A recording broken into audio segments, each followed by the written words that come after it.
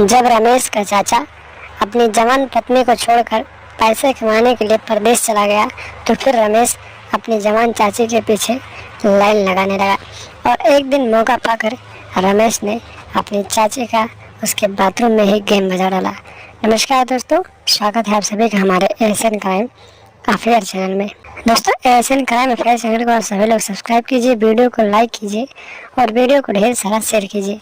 दोस्तों, चढ़ती जवानी और हवस की ये कहानी उत्तर प्रदेश के बलिया जिले से सामने आई है, जहां पर एक मोतीलाल नाम का व्यक्ति रहता था जिसकी उम्र 28 साल थी। उसकी शादी हो गई थी और शादी के करीब 5 महीने बाद अपनी जवान पत्नी को छोड़कर मोतीलाल पैसे कमाने के लिए परदेश चला गया।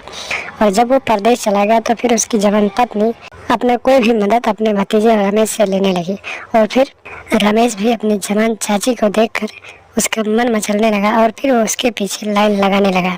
आधी आधी रात को रमेश अपनी चाची के घर पहुंच जाता था और उसके पास रहता था, उससे बातचीत करता था और उसके साथ खाना खाता था और वहीं पर अक्सर समय बिताया करता था।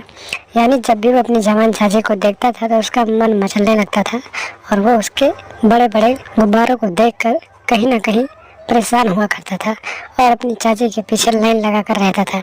इसी तरीके से दिन बीतते जा रहे थे और एक दिन की बात है, दोपहर के करीब 12 बज रहे थे। रमेश अपने घर से उठा और सीधे उसकी चाची ने फ़ोन किया तो उसके घर पहुंच गया।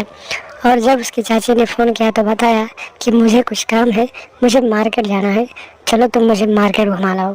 रमेश अपने घर से तैयार होकर अपनी चाची के घर पहुंचा तो उसने देखा कि उसके चाची जो थी घर में नहीं थी।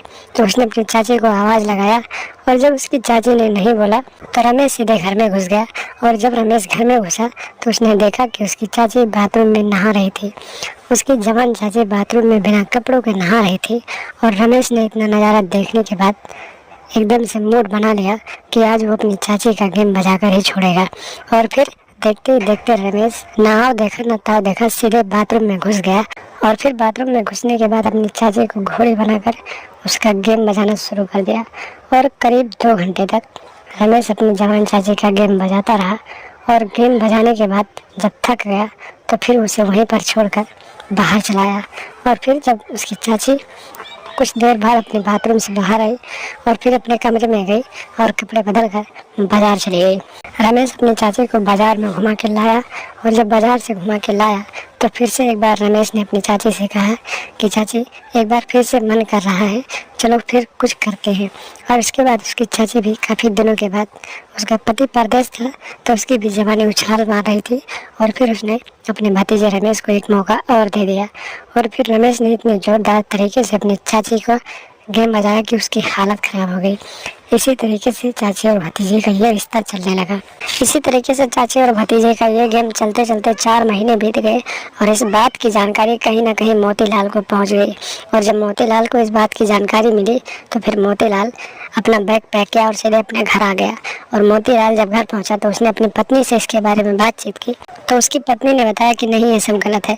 और फिर उसी दिन से मोतीलाल जो था अपनी पत्नी को रंगे हाथों पकड़ने के बारे में सोचने लगा। और दिन बीतते जा रहे थे। एक दिन की बात है, रात के करीब 2 बज रहे थे। चुपके से मोतीलाल की पत्नी ने अपने भतीजे को फ़ोन किया और फिर अपने घर के पीछे बुलाया।